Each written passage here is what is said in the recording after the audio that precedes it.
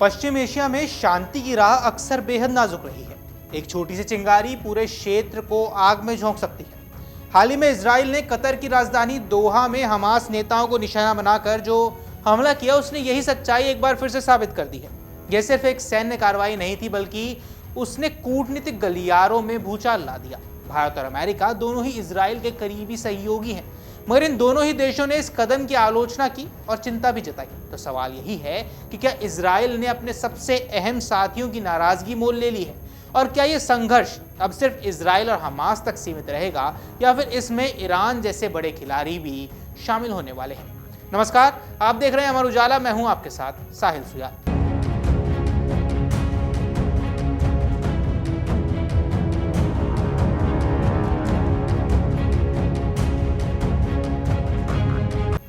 आइए सबसे पहले समझ लेते हैं कि आखिर इजराइल ने किया क्या है। मंगलवार को इजरायली वायुसेना ने दोहा पर बमबारी की।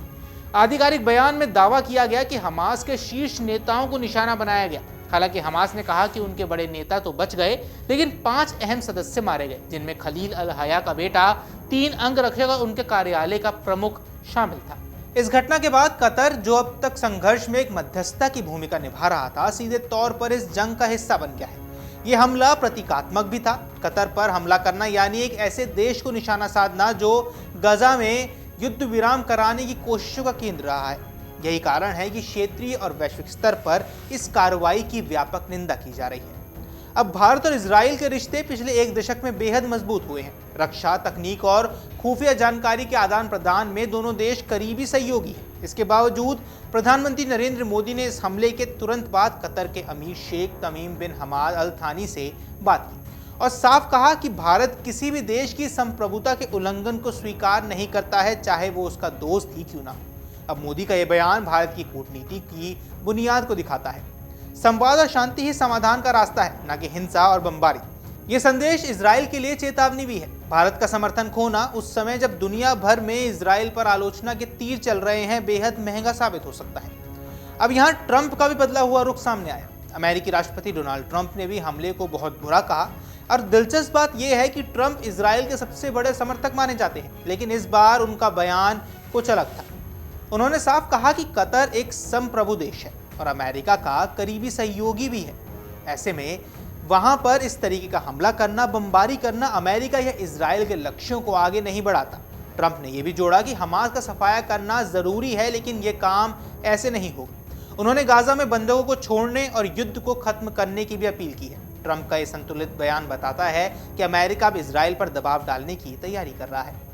वैश्विक मामलों के विशेषज्ञों की माने तो कहते हैं कि इस हमले में इजराइल की छवि को और ज्यादा कमजोर कर दिया है। रॉयल यूनाइटेड सर्विस इंस्टीट्यूट के हेलियर के मुताबिक अब तक इजराइल के सहयोगी उसकी आलोचना करने से बचते रहे हैं, लेकिन इस बार हालात बदल सकते हैं। बेरूत के प्रोफेसर करीम एमेल वितार का मानना है कि खाड़ी देशों में इजराइल के प्रति गुस्सा और ज्यादा बढ़ेगा। वहीं किंग्स कॉलेज लंदन के रॉब गी स्पेनफोल्ड कहते हैं कि इजराइल लगातार लाल रेखाएं पार करता जा रहा है, लेकिन अब तक उसे रोका नहीं गया।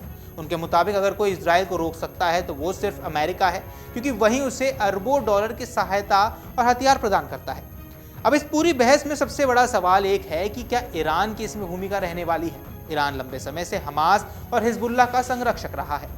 गाजा, लेबनान और सीरिया में ईरान समर्थित गुट पहले से ही सक्रिय हैं। कतर पर हमला इजराइल और ईरान के बीच तनाव को नई ऊंचाइयों तक ले जा सकता है। ईरान के लिए ये मौका है कि अपनी स्थिति को मजबूत करने का। कतर खाड़ी क्षेत्र का अहम खिलाड़ी है, और अगर ईरान उसके साथ खड़ा होता है तो इजराइल अकेला पड़ जाएगा। अब विशेषज्ञ ये भी मानते हैं कि ईरान सीधे युद्ध में उतर सकता है, या फिर अप्रत्यक्ष तरीके से, यानी हिजबुल्लाह और यमन के हूती विद्रोहियों को आगे करके लड़ सकता है। इससे इजराइल पर उत्तरी और दक्षिणी दोनों मोर्चों पर दबाव बढ़ता हुआ नजर आ सकता है। अब इजराइल की रणनीति अब तक यही रही है कि हमास के नेतृत्व क्षमता को लगातार कमजोर करना, लेकिन सवाल ये है कि क्या इस जंग अब खत्म होती हुई नजर आ रही है। इतिहास बताता है कि हर बार हमास का एक नेता मारा जाता है तो उसकी जगह दूसरा आ जाता है। हमास जैसी विचारधारा को केवल सैन्य कार्रवाई से खत्म करना असंभव है। अगर इजराइल कतर पर हमला जैसे कदम उठाता रहा तो उसे अंतर्राष्ट्रीय मंच पर भी विरोध झेलना पड़ सकता है। अमेरिका और भारत जैसे सहयोगी का समर्थन कमजोर पड़ना, यूरोप और खाड़ी देशों की नाराजगी मिलकर इजराइल को कूटनीतिक रूप से घेर सकती है। ईरान की भूमिका यहाँ निर्णायक रहने वाली है, क्योंकि अगर ईरान ने सीधे या परोक्ष रूप से युद्ध में कदम रखा तो ये सिर्फ गाजा की लड़ाई नहीं रहेगी, बल्कि पूरे पश्चिम एशिया को जकड़ लेगी। इजराइल पर वैश्विक दबाव भी बढ़ सकता है क्योंकि भारत और अमेरिका दोनों का रुख साफ है कि संप्रभुता का उल्लंघन बर्दाश्त नहीं किया जाएगा। इसका मतलब है कि इजराइल को अपने सैन्य कदमों पर 2 बार सोचना होगा। कतर जैसे देश जो मध्यस्थता की भूमिका निभाते रहे हैं, अगर खुद निशाना बनते हैं तो शांति वार्ता का मंच ही कमजोर हो जाएगा। अब इजराइल और हमास का संघर्ष अब ऐसे मोड़ पर पहुंच गया है जहां से पीछे लौटना बेहद मुश्किल नजर आ रहा है। कतर पर हमले ने इजराइल को अस्थायी सैन्य लाभ जरूर दिया हो, लेकिन कूटनीतिक स्तर पर यह भारी पड़ सकता है। भारत और अमेरिका के आलोचनात्मक रुख ने साफ संकेत दिए हैं कि दुनिया अब इजराइल की हर कार्रवाई को चुपचाप स्वीकार नहीं करने वाला है। आगे की राय इस बात पर भी निर्भर करेगी कि क्या इजराइल अपनी सैन्य जुनून को कूटनीतिक विवेक से संतुलित कर पाता है या नहीं। अगर ईरान वास्तव में युद्ध में उतरता है और ये संघर्ष सिर्फ इजराइल और हमास का नहीं रहेगा, ये पूरे पश्चिम एशिया को एक नए युद्ध का मैदान बना देगा और उस स्थिति में शांति की तलाश एक और पीढ़ी के लिए अधूरी सपना रह जाएगी। अब आपकी जो कुछ भी राय है हमें कमेंट बॉक्स पर जरूर बताएं। फिलहाल इस वीडियो में इतना ही। नमस्कार।